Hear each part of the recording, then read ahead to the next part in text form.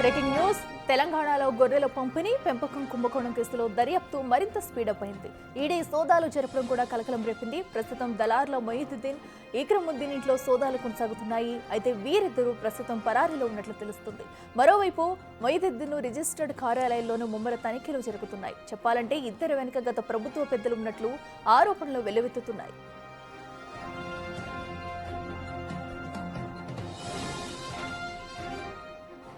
ఇవాళ ఉదయం పశుసంవర్ధక శాఖ మాజీ డైరెక్టర్ రామచందర్ నాయక్ నివాసంతో పాటు మరో 9 చోట్ల ఈడీ అధికారులు తనిఖీలు నిర్వహించారు. బీఆర్ఎస్ హయాంలో గొర్రెల పంపిణీ పథకం పేరు మీద సుమారు 1500 కోట్ల రూపాయలు గోల్మాల్ జరిగినట్లు అధికారులు నిర్ధారించుకున్నారు. ఈ నేపథ్యంలో ఇప్పటికే పశుసంవర్ధక శాఖ అధికారుల్ని ఏసీబీ అరెస్టు చేసింది. తాజాగా సికింద్రాబాద్, బోయినపల్లి, జూబ్లీహిల్స్ ప్రాంతాల్లో ఈడీ సోదాలు కొనసాగుతున్నట్లు సమాచారం.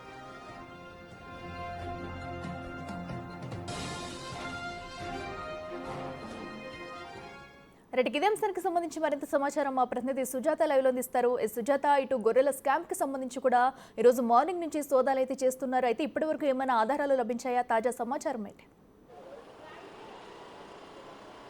గొర్రెల స్కామ్ కేసులో ఈడీ సోదాలు కొనసాగుతున్నాయి. హైదరాబాద్లోని 10 ప్రాంతాల్లో ఏకకాలంలో ఈడీ సోదాలు కొనసాగుతున్నాయి. అయితే గొర్రెల స్కామ్లో ప్రధాన నిందితుడిగా ఉన్నటువంటి మొయినుద్దీన్ ఇంటితో పాటు మాజీ మంత్రి ఓఎస్టీగా పనిచేసినటువంటి కళ్యాణ్ ఇంటిలోనూ ఈడీ సోదాలు కొనసాగుతున్నాయి. ప్రస్తుతం దిల్సుఖ్ నగర్లోని విమల విహార్లో మాజీ ఓఎస్టీ కళ్యాణ్ ఉంటున్నాడు. ప్రస్తుతం ఇంట్లోనే ఉన్నట్లుగా కూడా తెలుస్తుంది. 3వ ఫ్లోర్లో నివాసం ఉంటున్నాడు కుటుంబ సభ్యులతో. ఉదయాన్నే ఈడీ అధికారులు ఎంటర్ అయిన దగ్గర నుంచి అటు కళ్యాణ్ని కీలక విషయాలను రాబట్టే ప్రయత్నం చేస్తున్నారు. గొర్రెల స్కామ్కి సంబంధించి ఏసీబీ కేసులో అరెస్ట్ అయ్యి తర్వాత బయటికి వచ్చినటువంటి కళ్యాణ్, అదేవిధంగా రామచందర్, పశువర్ధక మాజీ డైరెక్టర్ రామచందర్ ఇంట్లోనూ కొనసాగుతున్నాయి.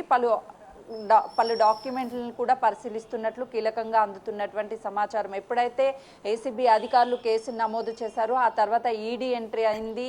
దాదాపు 1000 కోట్ల రూపాయల వరకు గొర్రెల పంపిణీలో స్కామ్ జరిగినట్లు అటు అధికారులు గుర్తించారు. అయితే వీళ్ళ అకౌంట్స్కి సంబంధించి కూడా వివరాలను రాబట్టే ప్రయత్నం చేస్తున్నారు. గొర్రెల స్కామ్లో గొర్రెల పంపిణీ చేసేటువంటి టైంలో భారీ ఎత్తున స్కామ్ జరగడంతో పాటు ఆంధ్రప్రదేశ్ నుంచి గొర్రెల్ని తీసుకొచ్చినప్పుడు చాలా వరకు వాటిని లబ్ధిదారుల అకౌంట్లకి డబ్బులు వేయకుండా మధ్య దళారీలు ఎవరైతే ఉంటారో దళారీ అకౌంట్స్లో డబ్బులని వేసి ఆ డబ్బులంతా కూడా దళారులే తిన్నారు. ఈ విధంగా అనేక ఆరోపణలు వచ్చినటువంటి టైంలోనే ఏసీబీ అధికారులు ఎప్పుడైతే ఎంటర్ అయ్యారో ఆ తర్వాత దాదాపు 17 మందిని కూడా అరెస్ట్ చేసి విచారించారు. ఆ తర్వాత అందులో ఉన్నటువంటి వాళ్ళు బెయిల్ మీద బయటికి వచ్చారు.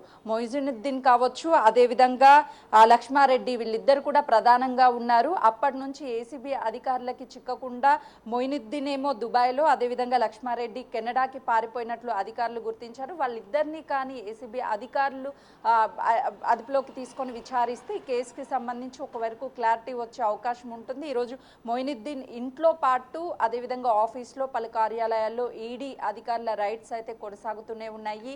వీళ్ళ అకౌంట్స్కి సంబంధించి ప్రధానంగా ఎంత నగదుని అనేది ట్రాన్స్ఫర్ చేశారు, ఏ అకౌంట్ల నుంచి వీళ్ళ అకౌంట్స్కి ట్రాన్స్ఫర్ అయ్యాయి, అన్ని విషయాలను కూడా రాబట్టే ప్రయత్నం అయితే ఈడీ అధికారులు చేస్తున్నారు. మరోవైపు ఈ కేసులో ఉన్నటువంటి మొదటి నుంచి అనేక ఆరోపణలు ఉన్నాయి. గత బీఆర్ఎస్ ప్రభుత్వ హయాంలో గొర్రెలను పంపిణీ చేస్తామని ఆంధ్రప్రదేశ్ నుంచి గొర్రెలను తీసుకొచ్చేటువంటి టైంలో చాలా వరకు పంపిణీ కార్యక్రమంలో అవకతవకలు జరిగాయి. ఎవరైతే చనిపోయి ఉన్నారో వాళ్ళకి గొర్రెలు పంపిణీ చేశామన్నట్టుగా వాళ్ళ పేర్లని నమోదు చేసి ఈ భారీ ఎత్తు స్కామ్కి కూడా పాల్పడ్డారు అని అటు ఏసీబీ అధికారులు గుర్తించారు. మరోవైపు చనిపోయిన కొన్ని గొర్రెలు చనిపోయినట్లుగా కూడా ఆ గొర్రెలకి సంబంధించినటువంటి డబ్బులని దాదాపు లక్షల రూపాయల వరకు బిల్స్ రూపంలో కలెక్ట్ చేశారన్న ఆరోపణలు కూడా పెద్ద ఎత్తున ఉన్నాయి. వీటన్నిటినీ కూడా సంబంధించి మరొకసారి ఈడీ ఎంటర్ అవ్వడం మనీ లాండరింగ్ జరిగింది అని భావించినటువంటి నేపథ్యంలోనే ఈ రైట్స్ని కూడా కొనసాగిస్తున్నాయి. ఈరోజు సాయంత్రం వరకు హైదరాబాద్లోని 10 ప్రాంతాల్లో కూడా ఈడీ రైట్స్ కొనసాగే అవకాశం ఉంది. ప్రస్తుతం మాజీ ఓఎస్టీ కళ్యాణ్ ఇంట్లో సోదాలు కొనసాగుతూనే ఉన్నాయి. ఉదయాన్నే 7 మంది అధికారులు లోపలికి వెళ్ళి కళ్యాణ్ నుంచి అన్ని విషయాలు రాబట్టే ప్రయత్నం చేస్తున్నారు. డాక్యుమెంట్లను కూడా వెరిఫికేషన్ చేస్తున్నారు. ఆ టైంలో తను మంత్రిగా ఉన్నటువంటి తలసాని శ్రీనివాస్ యాదవ్ దగ్గర ఓఎస్టీగా పనిచేశారు. ఆ తర్వాత గత బీఆర్ఎస్ ప్రభుత్వం తర్వాత అంటే కాంగ్రెస్ ప్రభుత్వం ఏర్పడిన తర్వాత ఈ స్కామ్ అంతా కూడా బయటికి వచ్చింది కాబట్టి అప్పటి నుంచి గొర్రెల స్కామ్కి సంబంధించినటువంటి ఉన్నటువంటి ప్రధాన నిందితుల అందరి మీద కూడా ఏసీబీ ఫోకస్ చేసింది. ఒక్కొక్కరిని విచారించిన తర్వాత ఈ కేసుని ఏసీబీ నమోదు చేసిన తర్వాత ఈడీ ఇన్వాల్వ్ అయ్యి అందరి ఇళ్లలో కూడా సోదాలు చేస్తున్నటువంటి సిచ్యువేషన్ ఉంది.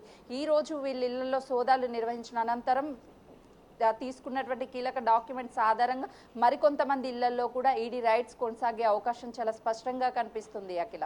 Right Sujatha, thank you.